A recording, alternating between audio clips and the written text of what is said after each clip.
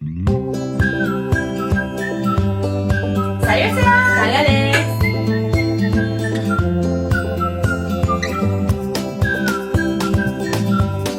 Bienvenue à tous à notre podcast L'Étoile filante présenté par l'Étoile du Haut. Ce que c'est l'Étoile du Haut, c'est un centre de périnatalité sociale qui dessert tout le Haut-Saint-François pour les personnes enceintes et les familles 0-5 ans. Aujourd'hui au podcast, on parle de comment stimuler le langage de son bébé. Dès sa naissance, le bébé commence à développer des habiletés pour parler. Avant même de commencer à parler, le bébé commence à assimiler des mots et même à associer des mots avec des objets, des sons et des gens de son entourage et de son environnement.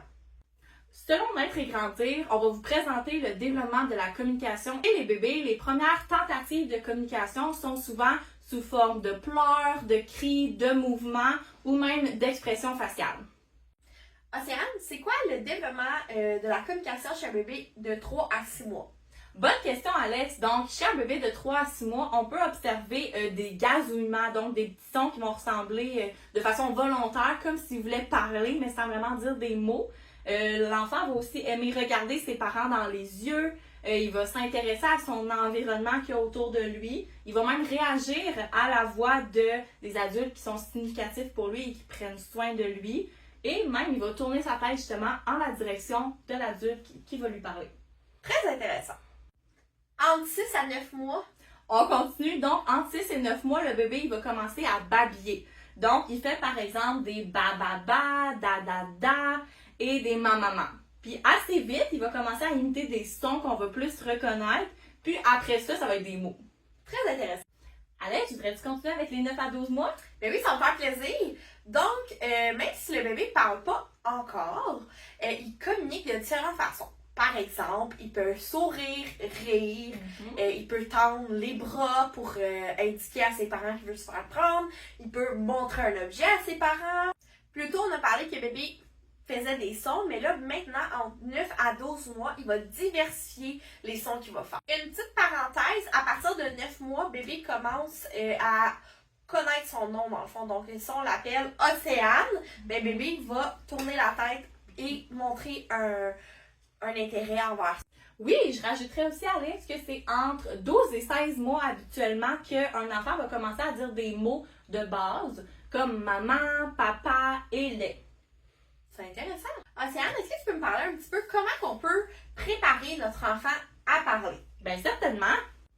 Le premier truc qu'on préfère, ça serait de commencer à parler à votre bébé et ça dès la naissance. Donc, tout simplement, ça peut être de décrire tout ce que vous faites quand vous le changez, quand que vous le mettez dans sa coquille, dans la poussette, quand que vous jouez avec lui. Juste de décrire ce que vous faites, même si pour vous, ça a un petit peu l'air banal de faire, ben pourquoi je dirais comment mettre son chandail ou je vais venir mettre ton chandail. Ben, ça vient vraiment stimuler l'enfant et déjà lui donner des sons associés à des mouvements et à des mots qu'ils ont dans son environnement. Donc ça, c'est un premier truc qu'on peut faire dès la naissance. Super bonne idée. Penser à un autre truc, Océane, on peut aussi établir un contact visuel avec son enfant. Donc, quand on lui parle, d'avoir un regard visuel comme toi et moi en ce moment. Fait que, il peut voir un peu nos expressions faciales, les mots qu'on dit avec nos lèvres. Là, donc, ça peut être vraiment intéressant pour le bébé. Un autre truc, c'est de répondre en souriant et avec de l'enthousiasme quand le bébé tente de communiquer avec vous. Donc, ça fait en sorte que votre bébé va s'attendre à une réponse positive de votre part.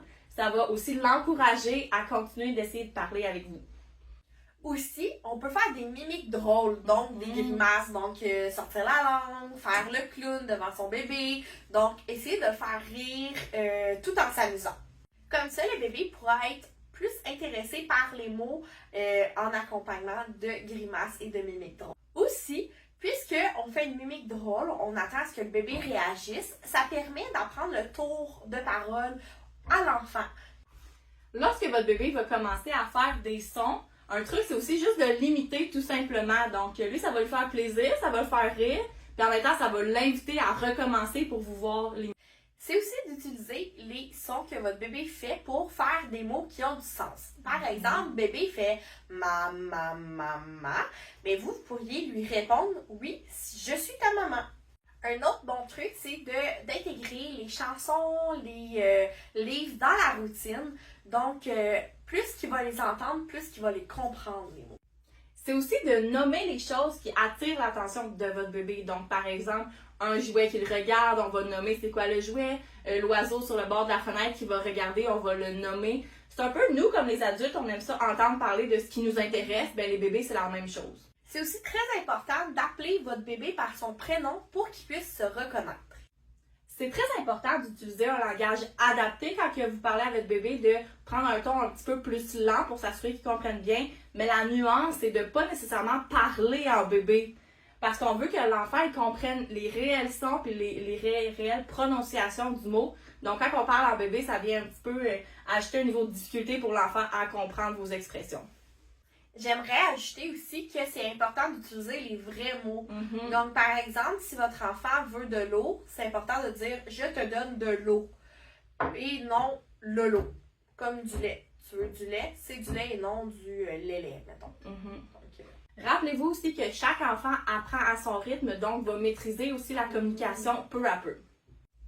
On vous remercie d'avoir écouté notre podcast. Restez à l'affût pour les prochains épisodes. Yeah!